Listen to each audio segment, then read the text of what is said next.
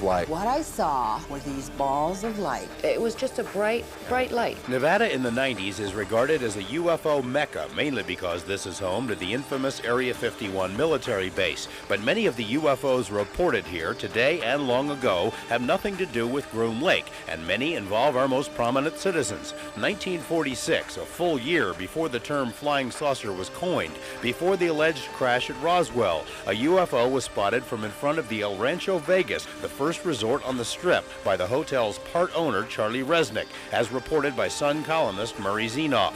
The next year, a military pilot flying over Lake Mead reported to his superiors a formation of bright UFOs. Another pilot saw a single object over Las Vegas itself. 1954, Elbert Edwards, then superintendent of schools in Boulder City, reported seeing a, quote, weird spaceship that looked a lot like this. Railroad worker Lindy Albert and others reported in 1959 a UFO the size of a 747 that paralyzed the train and its occupants. There were dozens of witnesses. In the 60s, former Metro police officer Chuck Woodworth and friends, while hunting in Lincoln County, saw a UFO perform incredible maneuvers. It went straight up, straight down, and it made square corners. It's a good possibility it is something from somewhere else. Woodworth didn't know it at the time, but he's one of hundreds of Nevadans to report seeing strange objects in the state's central counties. Some can be attributed to advanced aircraft being tested, some but not all. Stop at a coffee shop in Caliente and you'll hear stories of UFOs and flying discs. It's the same in Pioche and Panaca.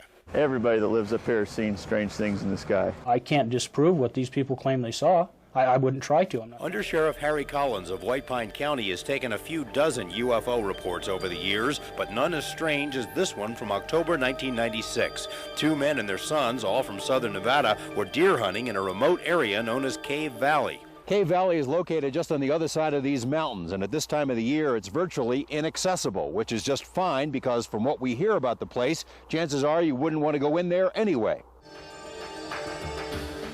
According to the official report, the four hunters were awakened in the middle of the night by a silent light hovering over their camp. They became frightened, packed their gear and the kids in the car, and took off at a high speed. The object, whatever it was, followed them for almost 50 miles, sometimes behind the car, sometimes in front. They were shaking, physically shaking, trembling. One in particular, he had trouble even talking. Sergeant Baker says the terrified hunters roared into the tiny town of Lund and contacted lawmen. They were then escorted to Ely, were interviewed, and were offered lodging at a nearby motel.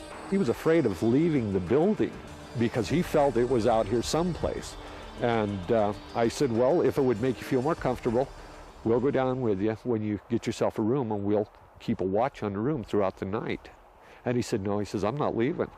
And I says, you're not leaving where? He said, I'm not leaving your building until it's light out. The undersheriff says Cave Valley has long been known for strange lights. Centuries ago, Native Americans believed the valley was where spirits of the dead went. This case is listed as a UFO. They were in a very remote area. I don't think somebody would drive that distance to report something just to be, so they can make contact with the sheriff's department at 3 o'clock in the morning.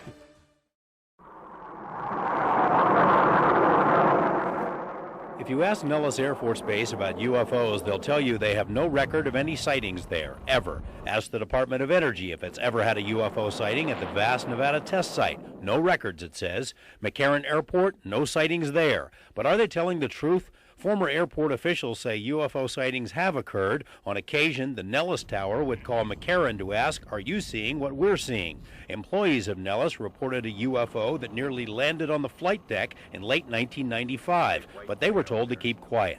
Pentagon records hold other evidence of Nevada UFO encounters. This top-secret report about UFOs prepared for the Air Force in 1948 lists one case in which an Air Force pilot flying over Lake Mead saw 5 or 6 circular UFOs traveling in formation in June 1947. In the mid-1950s, an Army officer traveling near the Indian Springs base reported seeing 4 UFOs sitting on the ground. And in the 60s, what we call the flying saucers.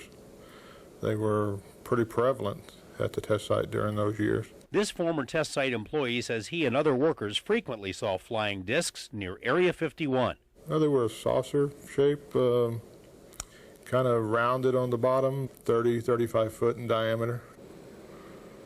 Were they sitting on the ground or? No, they were maneuvering over the lake bed. What kind of maneuvers? Like darting. But Nevada's most intriguing UFO case of all isn't even listed as a UFO.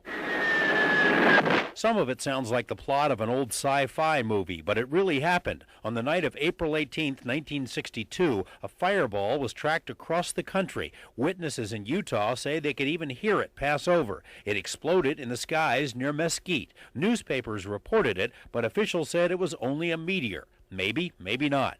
The fireball was tracked on radar all across the country. According to press accounts, jets were scrambled to chase it. Now, military records we've obtained shed new light.